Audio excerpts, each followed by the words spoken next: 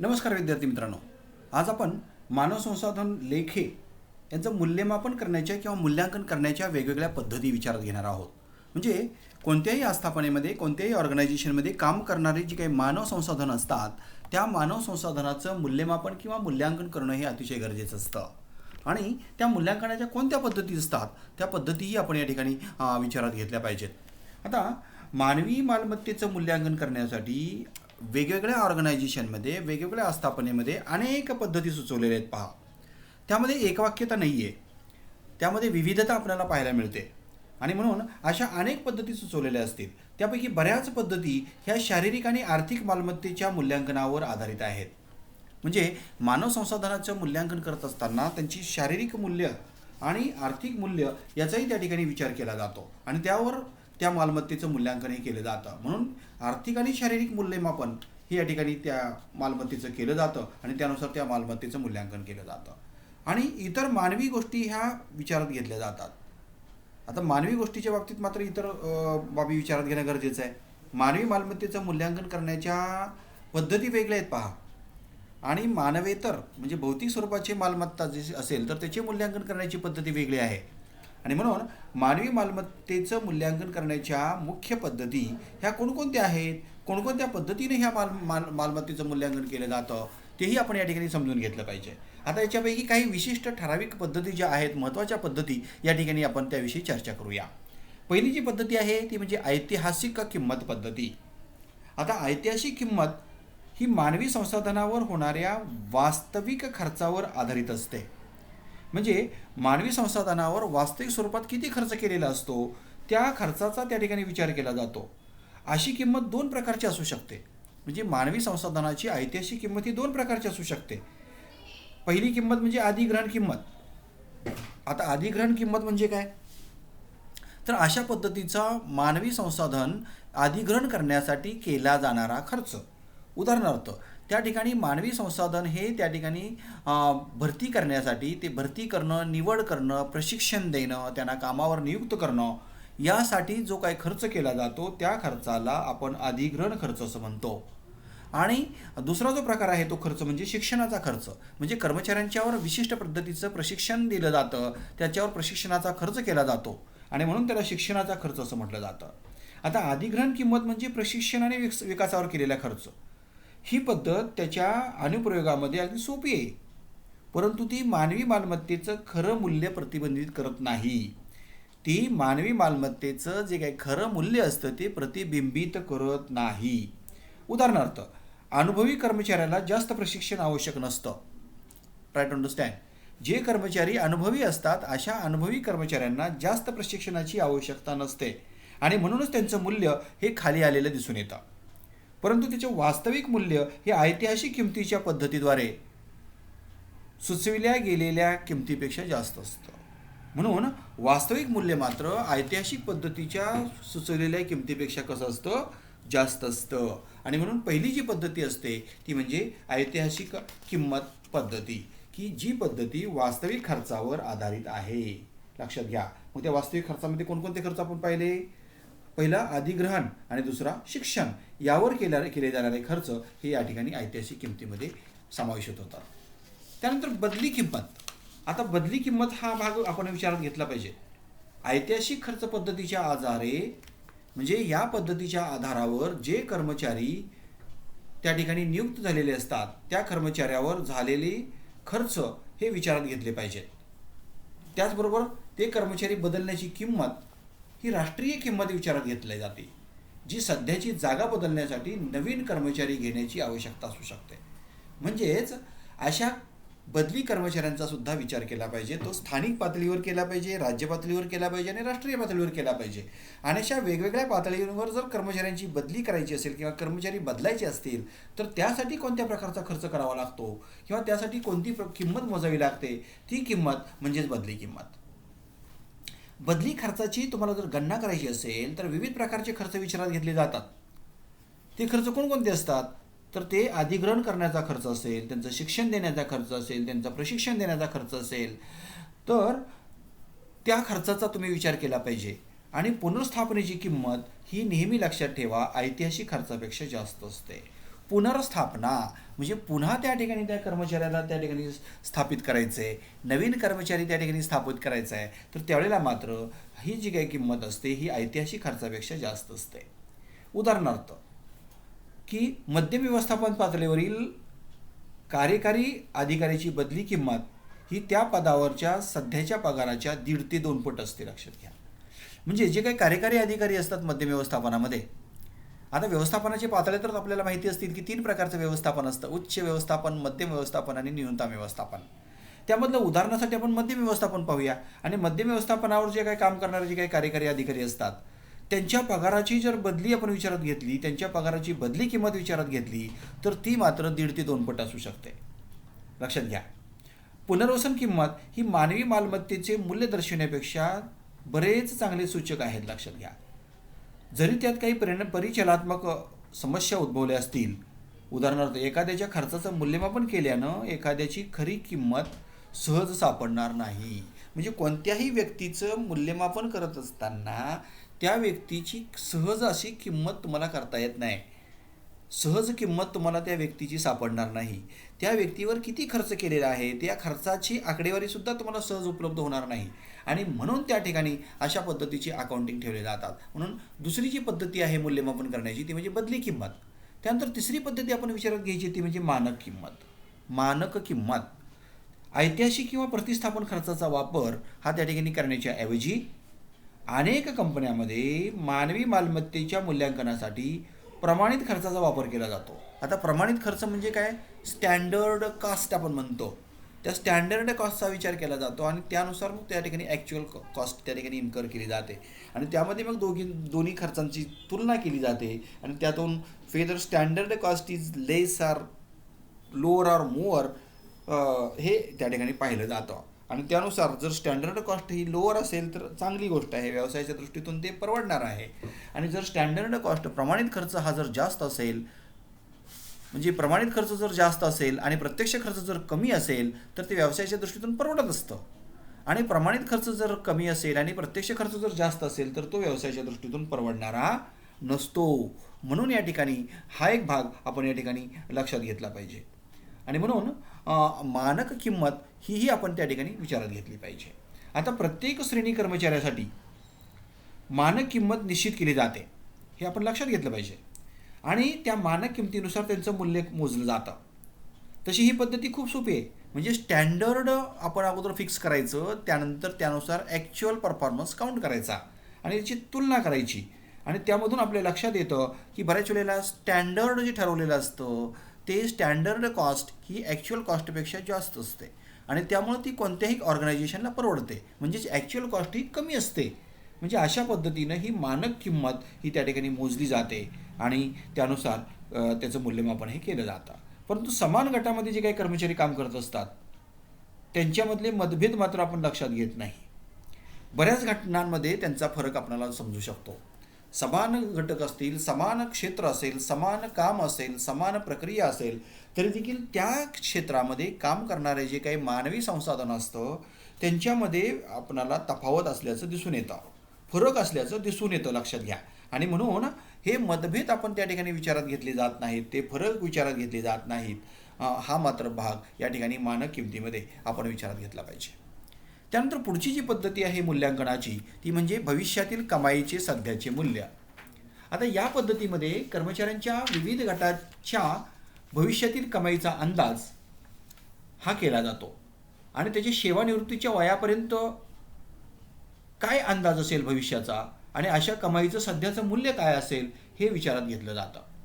म्हणजे सध्या एखाद्या कर्मचारी जर काम करत असेल तर तो सेवानिवृत्तीपर्यंत किती कमाई करू शकतो त्याचं मूल्य त्या ठिकाणी विचारात घेतलं जातं आणि त्यानुसार त्याच्या कामाचं मूल्यमापन हे केलं जातं.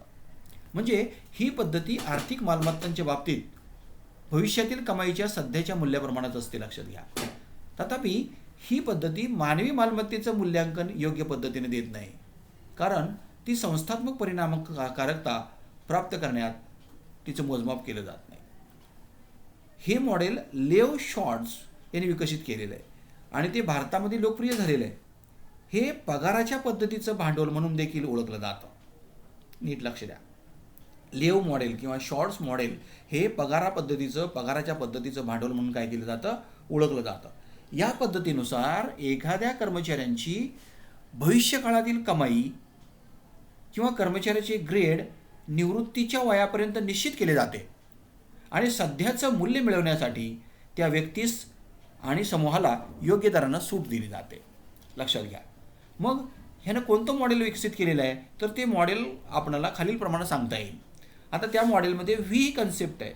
व्ही म्हणजे ही कन्सेप्ट काय सांगते, तर त्या वर्षातील व्यक्तीचं मानवी मूल्य त्या ठिकाणी सांगते. म्हणजे व्ही म्हणजे व्हॅल्यू, म्हणजे मानवी मूल्य त्या ठिकाणी व्ही इंडिकेट करतं. त्यानंतर त्या ठिकाणी निवृत्तीच्या नंतरचं व्यक्तीची वार्षिक कमाई काय असू शकते तेही त्या ठिकाणी विचारात घेतलं जातं. त्याचबरोबर अशा व्यक्तीसाठी विशिष्ट सवलतीचे दर कोणते असतात. आता निवृत्तीच्या नंतर अशा व्यक्तींना सवलतीचे दर त्या ठिकाणी उपलब्ध असतात.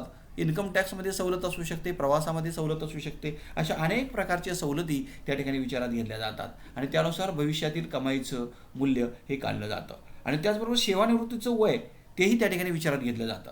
सेवानिवृत्तीपूर्वी किंवा संस्था सोडण्यापूर्वी एखाद्या व्यक्तीची मृत्यू होण्याची शक्यता ही या सूत्रामध्ये विचारात घेतली जात नाही. म्हणजे हे जे सूत्र आहे त्या सूत्रामध्ये मात्र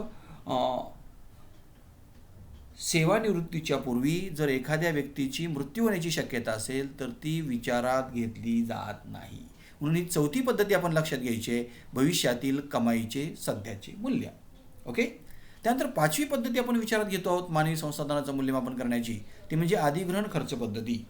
आता हा शब्द अतिशय महत्त्वाचा आहे. अधिग्रहण करणं म्हणजे त्या ठिकाणी ताब्यात घेणं आणि त्यावर ताब्यात घेण्यासाठी किती खर्च करावा लागलेला आहे त्यानुसार त्या ठिकाणी त्या मालमत्तेचं, त्या मानवी संसाधनाचं काय केलं जातं, मूल्यमापन केलं जातं. या पद्धतीनुसार अधिग्रहणाचा खर्च म्हणजेच कोणता खर्च असतो, तर त्या कर्मचाऱ्यांची भरती करण्यासाठी केलेला खर्च असेल, त्या कर्मचाऱ्यांच्या कामावर ठेवण्याचा खर्च केलेला असेल, त्या कर्मचाऱ्यांना त्या ठिकाणी संघटनेमध्ये समाविष्ट करून घेण्यासाठी केलेला खर्च असेल, तर या सर्व प्रकारच्या खर्चाचा समावेश हा या ठिकाणी अधिग्रहण खर्चामध्ये हा केला जातो. या प्रक्रियेमध्ये ऐतिहासिक खर्चाचं भांडवल हे समाविष्ट केलं जातं. हे खर्च म्हणजे ही भांडवली किंमत ही ठराविक मुदतीत लिहून घ्यावी लागेल, त्यासाठी कर्मचारी फर्मकडे राहतात. म्हणजे भांडवली किंमत किती असू शकते ह्या कर्मचाऱ्यांची याचाही विचार केला पाहिजे. काही कारणास्तव जर कर्मचारी अचानक संघटना सोडत असतील तर त्यामुळं त्याचं त्या हिशेबाच्या पुस्तकामधलं उर्वरित खर्च किंवा उर्वरित मूल्य हे नफा तोटा खात्यावर लिहून द्यावं लागतं. म्हणजे कर्मचाऱ्यांचं मूल्यसुद्धा आपण त्या ठिकाणी आपल्या हिशेबाच्या पुस्तकामध्ये नोंदवतो.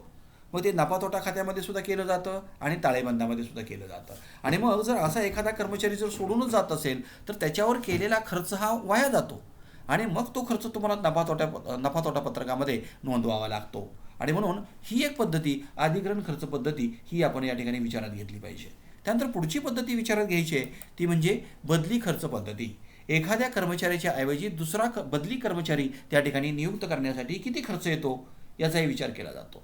म्हणजे अधिग्रहण खर्चाच्या बाबतीत मागील खर्चाचा विचार केला जातो, परंतु बदली खर्चाच्या बाबतीत मात्र एखाद्या संस्थेच्या अस्तित्वात असलेल्या स्त्रोतांना पुनर्स्थापित करण्यासाठी किती किंमत मोजावी लागेल. प्रत्येक जे काही स्त्रोत असतात ते जर पुन्हा पुनर्स्थापित करायचे असतील, त्याची बदली करून त्या ठिकाणी दुसरा स्त्रोत जर घ्यायचा असेल तर त्यासाठी किती किंमत मोजावी लागेल आणि ती सध्याच्या मूल्याच्या दृष्टिकोनाचं प्रतिनिधित्व करत असते, लक्षात घ्या. म्हणून ही एक पद्धती अतिशय महत्त्वाची आहे आणि ह्या सध्याच्या बाजार परिस्थितीमध्ये ही पद्धती प्रतिनिधित्व करत असते, लक्षात घ्या. व्यवस्थापनाला त्यांची सद्य संसाधनं बदलण्याची इच्छा नसल्यास, लक्षात घ्या, व्यवस्थापनाला जर समजा त्यांची सध्याच्या स्थितीमध्ये उपलब्ध असलेली संसाधनं बदलायची नसतील तर ह्या बदली खर्च पद्धतीचा काहीच उपयोग नाही, लक्षात घ्या.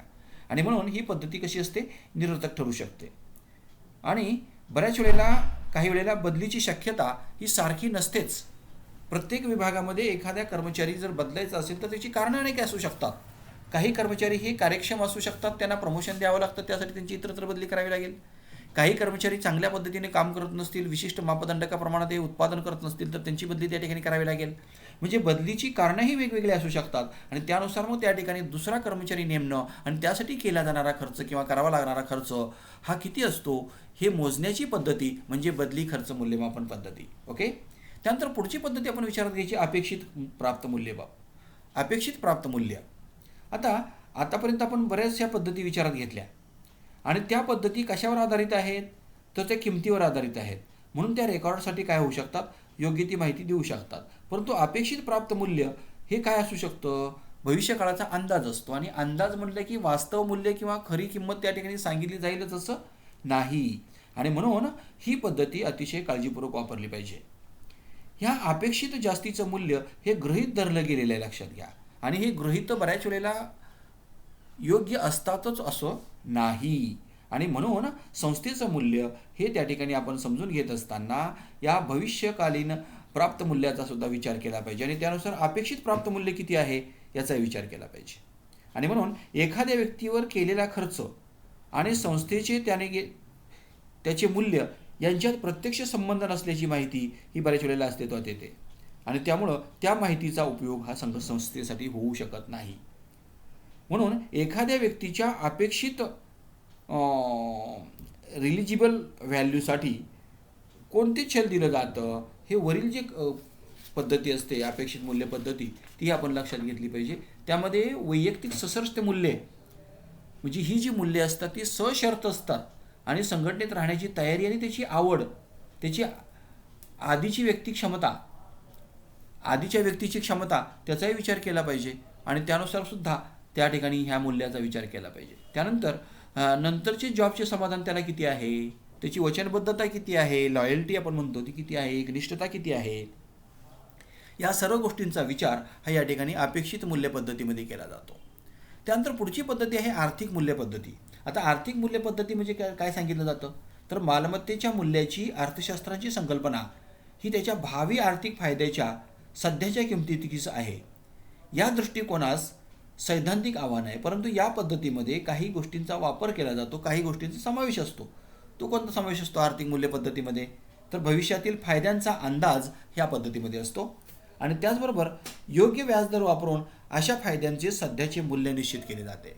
म्हणजे अशा पद्धतीनं ही 8वी पद्धती आपण विचारात घेतली आर्थिक मूल्य पद्धती. आणि त्यानंतर शेवटची पद्धती आपण विचारात घेणार आहोत स्पर्धात्मक बिडिंग पद्धत.